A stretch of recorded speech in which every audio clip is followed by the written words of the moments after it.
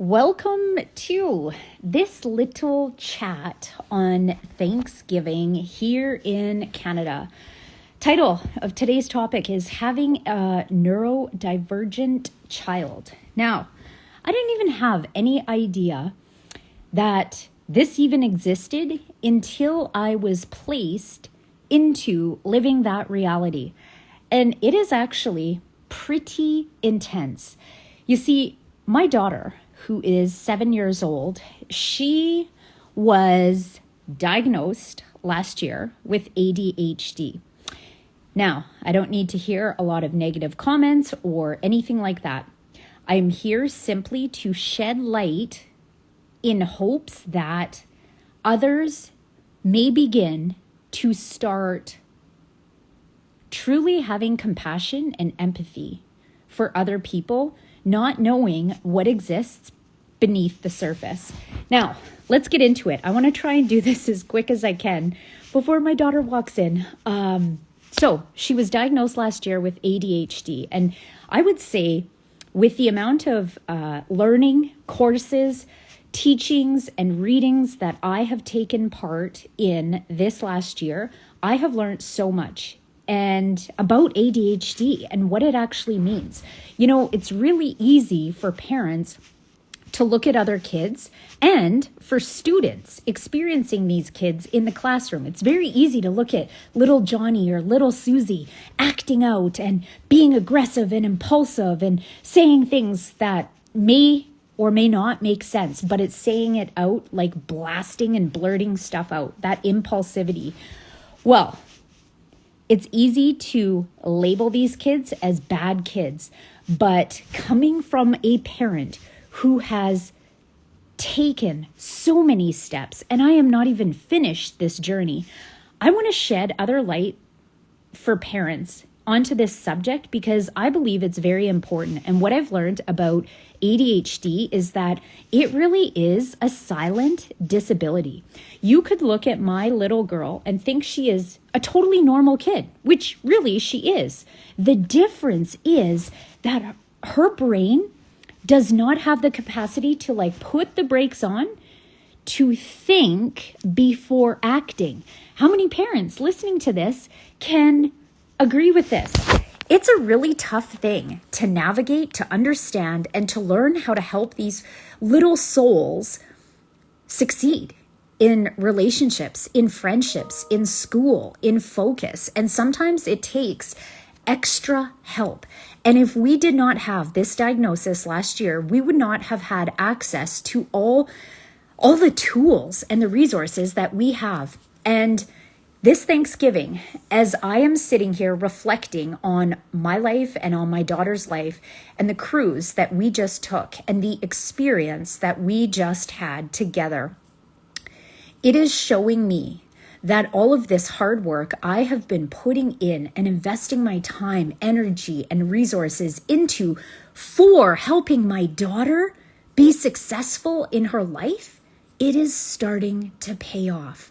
And I can tell you, it has been feeling like absolute hell, what I have experienced and what she's experienced in this last year and a half, ever since she started kindergarten. Interesting things were brought to my attention. First being this thing called sensory processing disorder. Her kindergarten teacher had mentioned this just because of the behaviors that my daughter was showing inside the classroom. So of course, that led me on a path of discovering what the hell is sensory processing disorder. And then it went down another path, and then more experiences started happening. And then grade 1 started last year.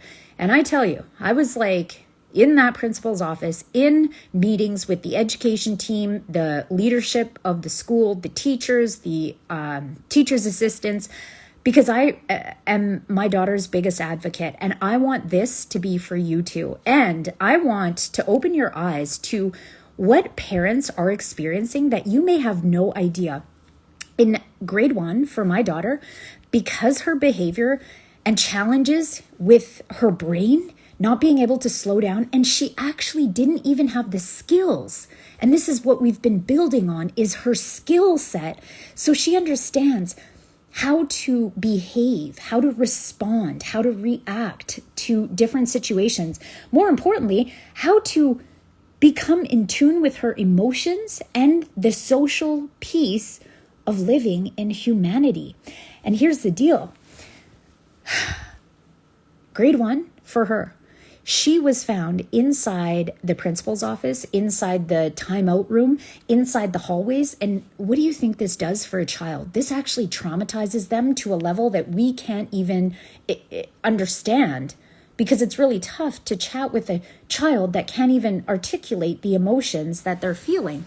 And so this clearly led to my daughter feeling isolated, socially rejected, and then she's supposed to come into the neighborhood and play with kids normally when she doesn't even have the skill set, and she feels like the doors are always being shut on her and she's being pushed out. How many of you can relate to this?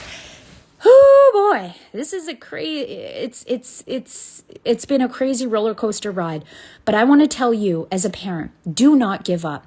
You know, one thing that I really believe needs to start happening inside the classrooms, instead of chatting to the kids about, you know, choosing what gender they should be, and showing the kids, you know, how Johnny turns into Jennifer and how Jennifer turns into Johnny. What if the schools started actually teaching the children real skills like compassion, humility, empathy? What if the schools actually started teaching kids this and having full weeks of instructional presentations on, hey, you see Freddie in the class? It looks like Freddie is flipping out. How can I, instead of looking at him like a bad kid and being disruptive, what if we could actually have more compassion for little Freddie and empathy and understand how can we help this little Freddie feel welcomed, feel like he's a part of something, feel significant, feel heard? Because you know what? The schools do a really great job at pushing these kids out and just outcasting them. And so here's the deal. What we've experienced, even in our neighborhood, the last couple months, my daughter, yes, she has had challenging behaviors with her friends. I am not approving of the behavior. Obviously, we know right from wrong. Don't hit your friends. Don't swear. You know, all those typical things.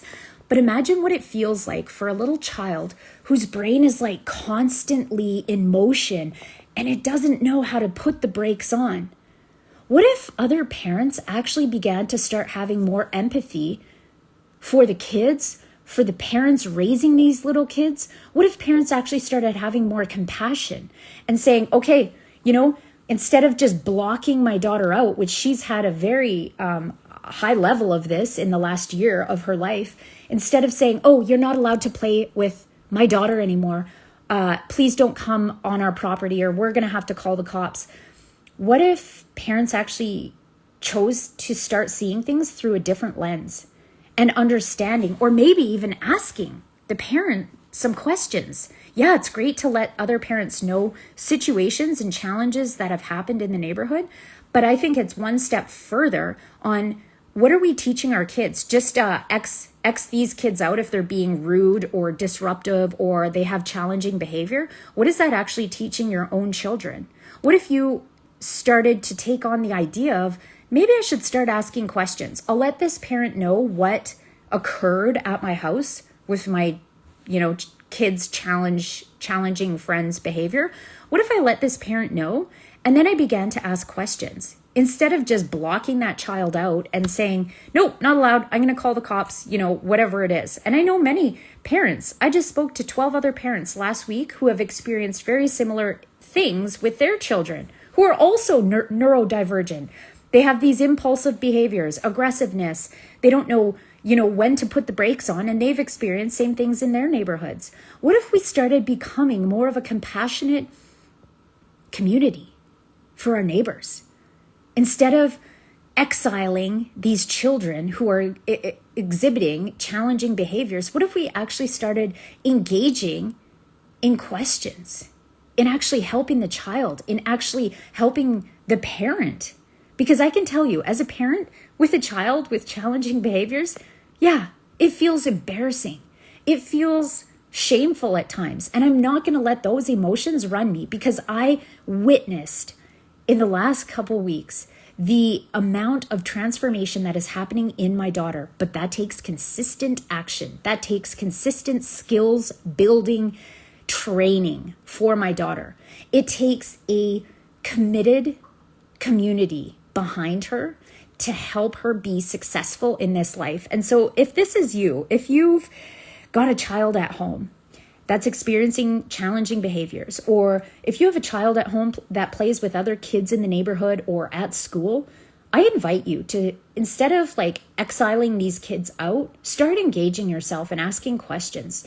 Start being the example of compassion and empathy and humility. Because I can tell you that that will go a lot further in helping you, in helping your children, and of course, helping the community's children. Because at the end of the day, what are we doing here as parents? We are igniting and being the example for the future generation. We don't want to raise kids that are crazy kids. We want to help these kids. And you know what? Oh, it's a tough thing to navigate, but I believe in the victory for you, and I believe in the victory for myself and for our family. And I'm believing in victory in the school systems so that they can start teaching other kids how to be a good friend, how to be a helpful friend, how to be a kind friend when they see their little Johnny or Sarah in the classroom acting out. You know, maybe that child just needs a hug. I know from our own experience, my daughter has experienced a lot of early childhood trauma, and that's required me to set some very harsh and hard boundaries. But if I want to create that space for my daughter, an emotionally safe space, mentally safe space, physically safe space, I must exude these boundaries. And even in the neighborhood, we have to, you know, I'll speak for myself. I know that my daughter has taken breaks from people where she's had challenges, and it's the best thing for her. But I don't believe in saying, oh, they're never allowed to play again. You know, there's this thing called forgiveness. And when people learn how to truly forgive others and move on, it's actually breaking down the barriers that many people are living inside their life. They build up these grudges and this steel armor around their heart, and it really protects you from allowing people in. And so that's my little tidbit today. I just felt like it was time to share this, and I hope it shed some light onto you and onto the community. Happy Thanksgiving.